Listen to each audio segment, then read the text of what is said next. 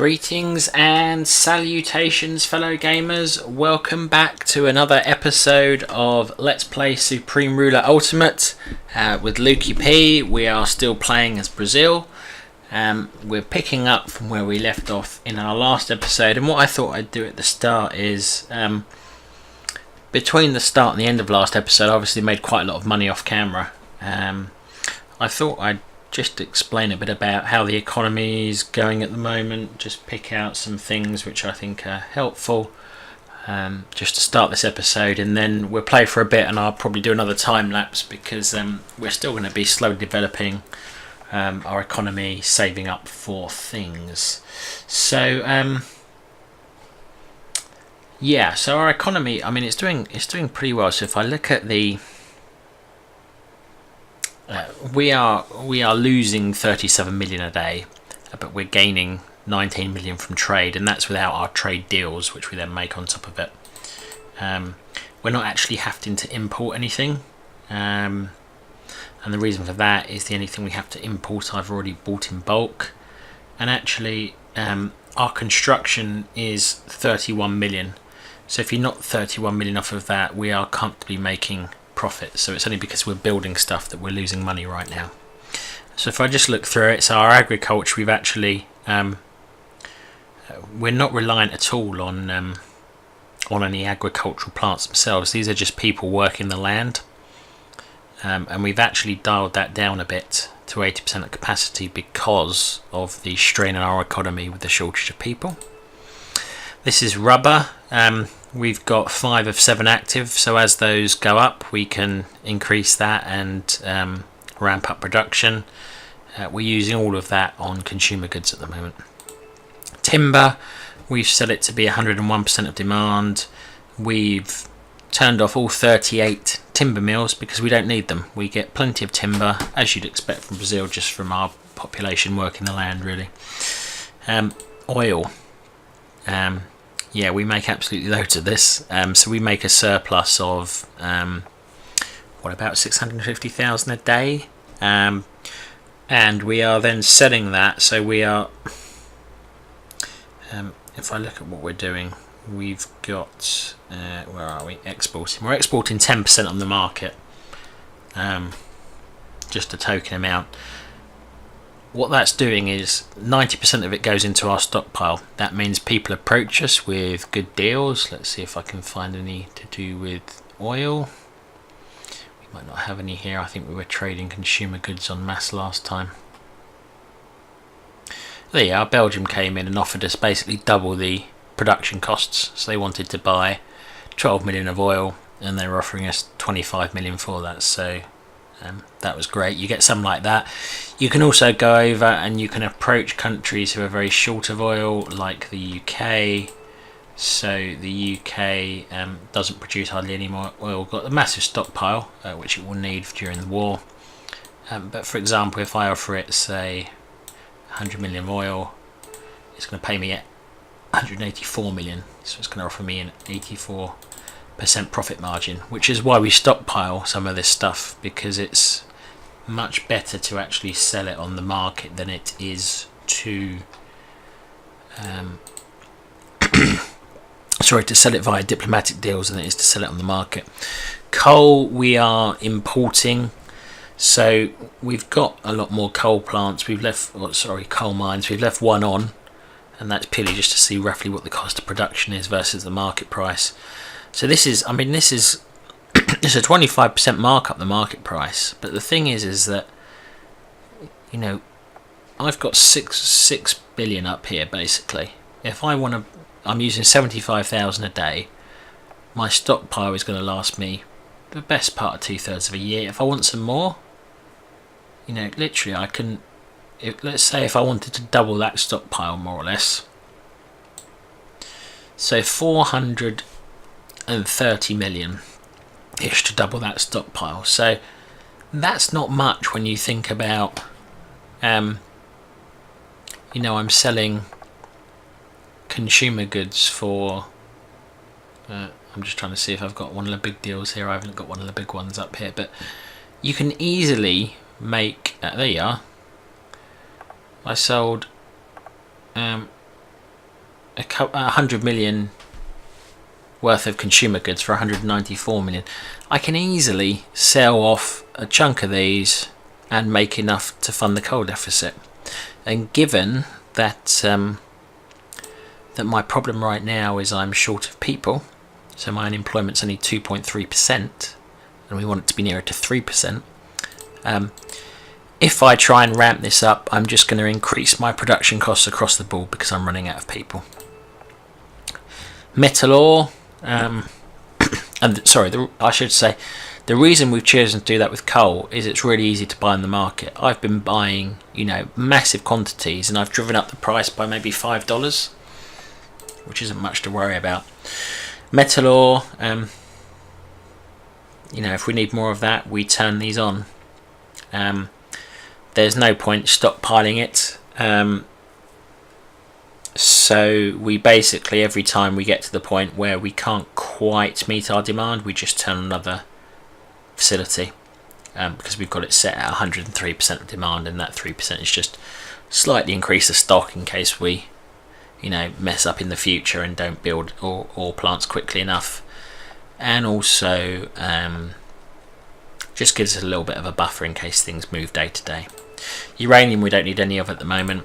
Electricity, we've got plenty spare at the moment. The reason we've got so much spare there is because we've turned off all our industrial goods, which I will come on to in a second.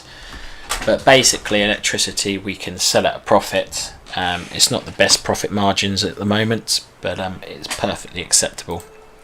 So let's just have a look at roughly what it is. So it's 61%, it's going to be, or at $61 it's going to be about 17%. So not amazing, but it's okay.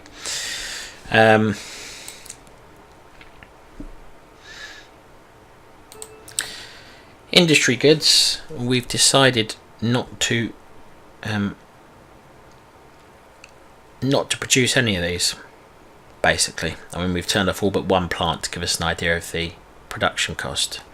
Why have we done that? Well, until recently, you can see here the market price has just about gone ahead of our production costs, but until recently the market price was below our production costs, so it was cheaper to buy off the market than it was to produce our own. So in a world where I'm short of labour, why would I produce my own when it's cheaper to buy them off the market? So that's why I've turned all but one off. The other thing as well is some of the bigger countries, so the UK and Italy and Germany, have been willing to sell us industrial goods at below what it costs them to produce. Let's see if they do that here. Yeah, so there you are.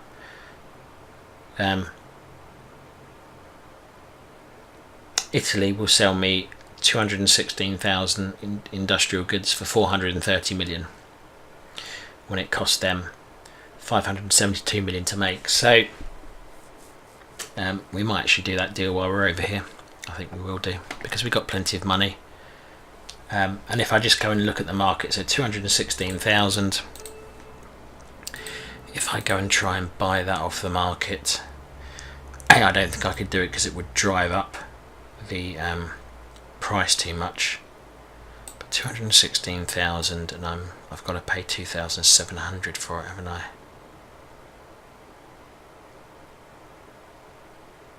Ish. So it's going to be like 500,000. Well over half a billion, near enough 600 million, and it's going to drive the price of the market up. I'm never going to get 216,000 for that, so it's much better to buy en masse from Italy, which we will do while we're here. So yeah, we've built up this really big stockpile, which means we're using 3,000 a day. We've got sustainability there for over a year, and we just bought in a bunch more. And when we're doing building, it obviously uses a lot, and you can see actually half of what we're using there each day almost is just from construction. Military goods we're barely producing because we don't need. And when we do produce them, or when we do need them, we bought them in bulk off the market just because it's easier. We have got one plant. We may need to ramp that up in the future as our military gets going, but that's for the future. And then consumer goods. So this is where we really make the money. So 1,000 profit roughly on every unit. And I'm selling 20% on the market. That is basically because at the moment I can, if I put that down, what happens is a lot of the smaller countries or countries who are just buying it off the market, they probably wouldn't be big enough to come to me direct or for me to go to them and get a really decent price. So I want to sell 20% on the market. And then the 80% I'm stockpiling, I get people approach me with deals. Or so there you are, that's one from Italy. So they approach me and ask for 80 tons a day and agree to pay me about 600,000 a day for that. Or I go and do these deals for large sums like I've done here. So sold 17,000 tons of consumer goods to China, and for that it was worth roughly 100 million and I sold it at 176 million, so that's 76% profit. The best one is the USSR, where I sold 100 million worth of goods for 194 million, so that's 94% profit. So these are kind of the cash cow, so to speak, for the economy. It's why earlier on I was building up consumer goods. You saw in the first few episodes I started first off sorting out electricity, then sorting out industrial, then expanding consumer goods. It allows us to make a lot of money, and with that money we've been building research plants. So we started with just one, which allowed us 2 slots. We're now up to 6 slots, and we're building another. It really allows us to ramp up research, and odds are we will probably, they'll reach a point where we will decide, do we want to keep putting money into research or do we want to start building up our military?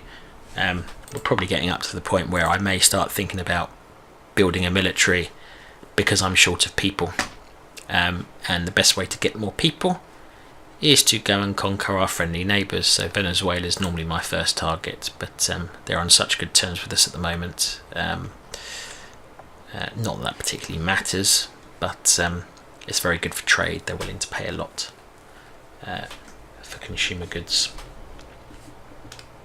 So that's just a brief overview of the economy and how it's been going. So I hope that's been interesting for folks. You'll see our money's taken a big hit there because we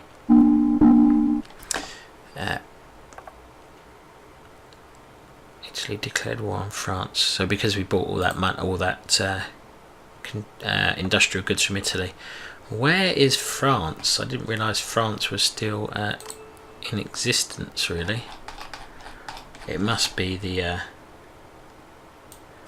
rump of France, because they keep declaring and they keep on. Is there a way to find the capital of France? Probably not. Cameroon. Oh, I don't know where it is. I don't think it'll last long, wherever it is, because it's not very big. Yeah, but Italy are the real warmongers of this game right now. They're the ones declaring war constantly on people.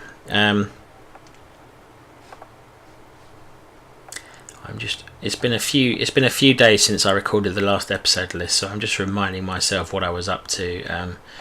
So there's an airbase going on up there because there's some oil there for future development, and also because I need it to keep to plug that gap in supply.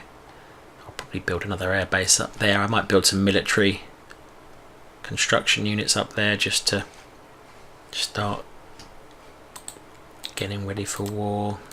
But a lot of these countries are on really good terms with me, which often isn't the case, actually. Even Paraguay are on good terms with me, so yeah, often some of them decide they want to turn against me. So it may be difficult to get decent justification for war against these guys. So at the moment, if I was to go to declare war on, I've got 0% justification towards Venezuela. I've got 0%. In fact, basically everybody loves me. So who have I got? Casus Belli against? So basically Italy, who I don't want to go to war with, Guyana, who are there and tiny. In some ways, quite frankly, what's the point? You know, what's the point of damaging your relationship with other countries who they're allied with to take a country with a population of 200,000 people and a treasury of $1 million?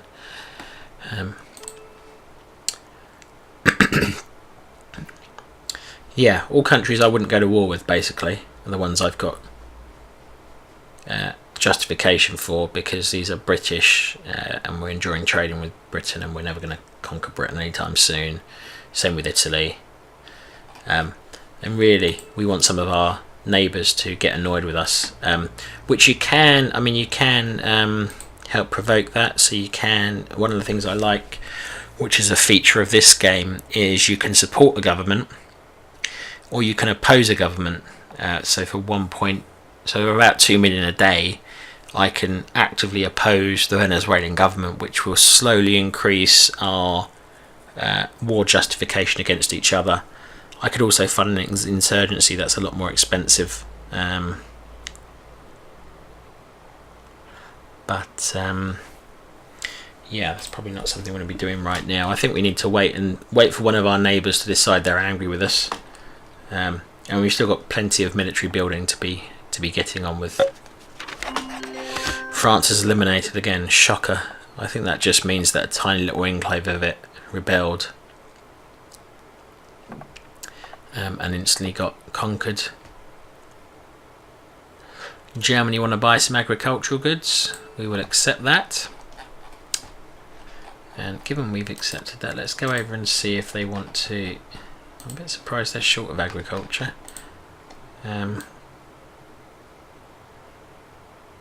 We haven't got a massive amount actually stockpiled, have we?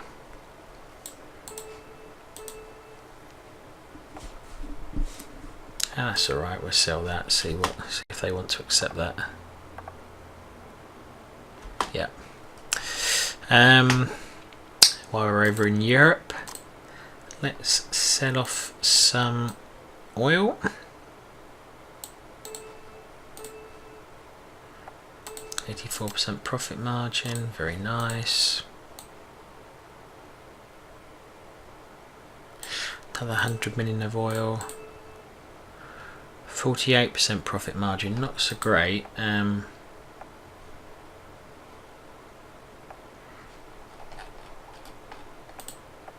Yeah, we trade it anyway because these guys are a good source of industrial goods, so we want to have good relationship with them really.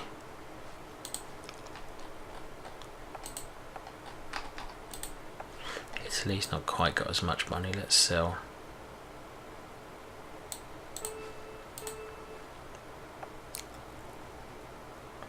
That's not too shabby. It's nearly just over 50% profit margin. Let's go and see if the USSR needs some more consumer goods.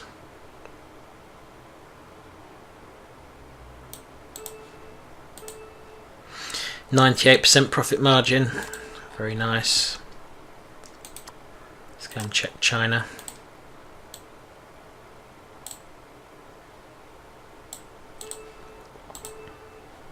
%78 profit margin, very nice. This is why we stockpile goods. The US, why have they got on it? Oh, they've got an election coming up. Their ruling party is not that far ahead, really.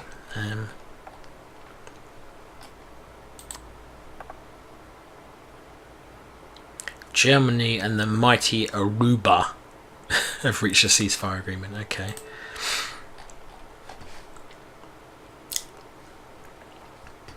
Have we got anyone else we'd want to sell to? Maybe Venezuela. What have they got money wise? Yeah, they've got 2.3 billion. They often want industrial. Oh, that's pretty nice. Let's see how high they go. 232 million. So if I have to sell them half of that, would they pay me roughly double? close to it. Excellent.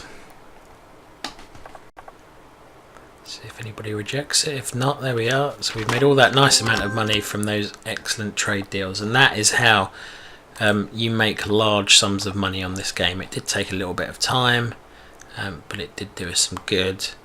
And you've got people like this coming in. So Belgium,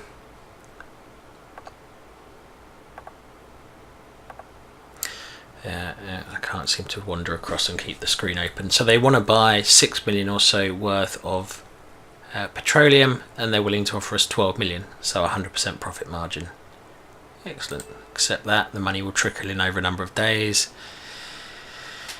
Italy, you know, that's not an amazing profit margin for consumer goods, but Italy are our source of cheap industrial supplies, so we want to keep them on good terms, so we'll accept that because it's still an alright profit margin. And that is how you make large sums of money on this game, quite easily really. So we've gone up, since the start of this episode, we've gone up by another 400 million. We've only really played a few days, and I say we've gone up by 400 million. We also spent a large sum on our industrial stock, which has gone up by another incremental jump. So yeah, things are going very well, really, with the economy, bar our inflation. And I think what we're going to do is I'm going to wrap up there, and I think I'm going to use this video as a bit of a tutorial on how to make large profits through trading. So it just gives a good example. You can see there some of the margins we've got are very good, and you know, if the game was further on, we'd be making those margins on much larger sums, because other countries would have more money and be better developed, and we'd be bigger and able to produce more. So you can see the kind of profits we are raking in on some of our diplomatic exchanges. So I will wrap this episode there. If there are any questions on the economy or trading for profit, you're welcome to ask them below. I think the Let's Plays so far have shown a lot of how I've got to this stage. But if there are any questions, do pop them in the comments below. If you've liked this video and found it helpful, please do like it and think about subscribing to my channel. Thank you very much for watching. I'm Lukey P, and I will see you again soon.